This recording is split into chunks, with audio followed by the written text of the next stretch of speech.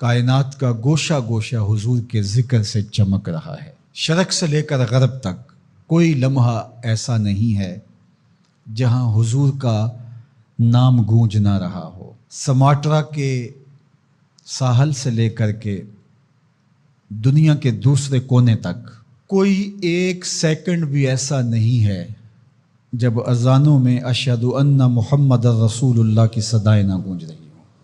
ہر ساعت، ہر لمحہ آقا کریم علیہ السلام پر کروڑوں لوگ درود پڑھ رہے ہوتے ہیں اور اربوں کھربوں درود حضور علیہ السلام کی ذات پہ ہر روز بھیجا جا رہا ہوتا ہے۔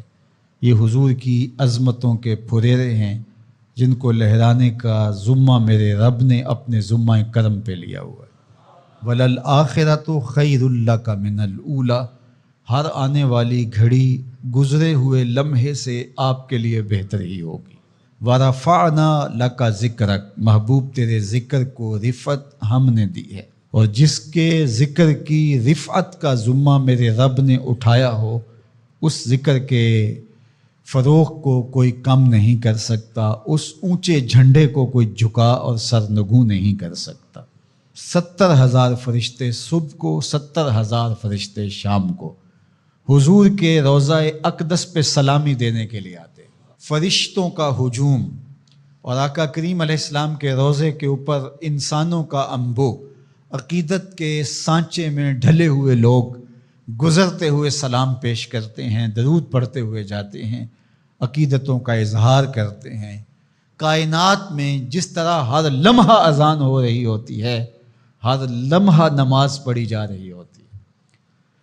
یہاں سے کسی کا 10 منٹ کا فرق ہوگا، کسی کا آدھے گھنٹے کا فرق ہوگا، کسی کا 1 گھنٹے کا فرق ہوگا، کسی کا 2 گھنٹے کا فرق ہوگا، پیچھے چلے جائیں، کوئی 1 گھنٹہ پیچھے، کوئی 1.5 گھنٹہ پیچھے۔ تو اس طرح کائنات کے کونے سے لے کر دوسرے کونے تک کوئی ایک لمحہ، ایک ساتھ، ایک سیکنڈ بھی ایسا نہیں ہے جس وقت نماز نہ پڑھی جا رہی ہو، اور ہر نماز میں پڑھا جا رہا ہے السلام علیکہ ایھا النبی ورحمۃ اللہ وبرکاتہ۔ ہر آن، ہر ساعت، ہر لمحہ ان کی عظمتوں کے زمزمے ہیں اور ان کی رفعتوں کے قصیدے ہیں جو پڑھے جا رہے ہیں۔ اللہ اکبر، یہ شان ہے اللہ نے اپنے محبوب کو عطا فرمائی۔ لا یؤمن احدکم حتی اکون احب الیہ من والدہ وولدہ والناس اجمعین، تم میں اتنی دیر تک کوئی شخص کامل مومن نہیں ہو سکتا جب تک اپنے ماں باپ سے، اپنے رشتہ داروں سے، اپنے عزیزوں سے، کائنات کے ہر فرد سے جب تک میرے سے زیادہ پیار نہیں کرتا ہے۔ اللہ اکبر۔ حضرت سیدنا علی المرتضیٰ رضی اللہ تعالیٰ عنہ فرماتے ہیں، سخت گرمی میں میٹھے اور ٹھنڈے پانی سے جتنی محبت ہوتی ہے ہمیں حضور اس سے بھی زیادہ محبوب تھے۔ اللہ اکبر۔ یہ حضور کی محبت ہے جو اہل ایمان کے سینوں میں رکھی گئی ہے۔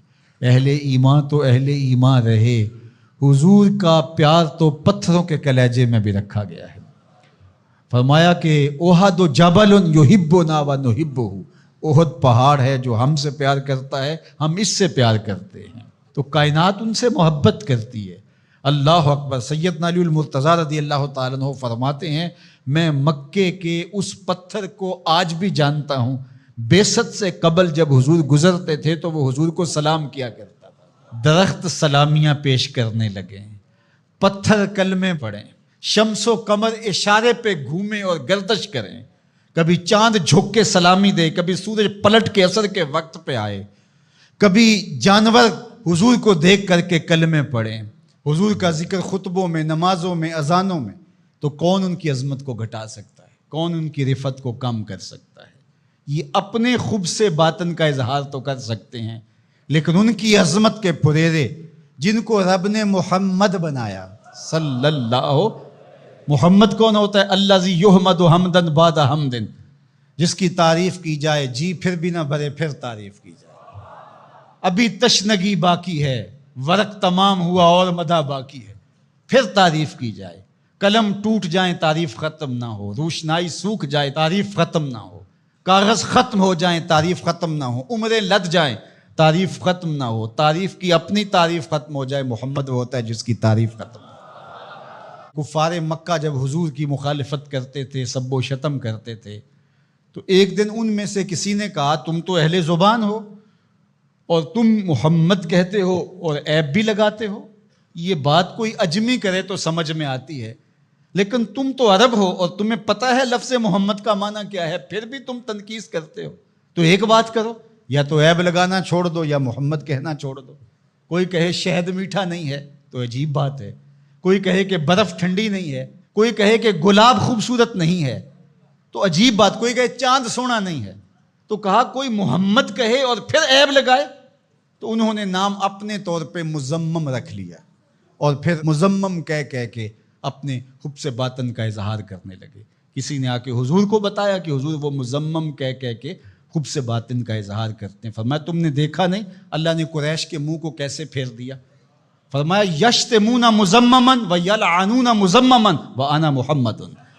فرمایا وہ کسی مزمم کو گالیاں دے رہے ہیں، میرے رب نے مجھے محمد بنایا۔ جب خاکے تراشے گئے تھے، میں نے کہا خاکے تو خاکیوں کے ہوتے ہیں، جو پیکرے نور ہو بلا اس کے بھی خاکے تراشے جا سکتے ہیں، جس کا سایہ بھی رب نے بننے نہیں دیا اس کے خاکے کیسے ہو سکتے ہیں؟ تم اپنے تصور سے کچھ بنا رہے ہو، وہ میرے حضور کے خاکے نہیں ہو سکتے، ان کا تو نہ ثانی بنایا گیا نہ ان کا سایہ بنایا گیا۔ مثل او در عالم امکان متصور نیست، خدا نے وہ سچائی پن چھڑیا جدے وچ محمد نے اٹھا لیا۔ حسینہ جمیلاں دا منہ موڑ دیتا محمد بنا کے قلم توڑ دیتا۔ چاند کی طرف منہ کر کے تھوکنے سے اس کی نوری کرنیں میلی نہیں ہو سکتی۔ مدینے کا چاند کل بھی روشن تھا، مدینے کا چاند آج بھی روشن، اور رہے گا یوں ہی ان کا چرچا رہے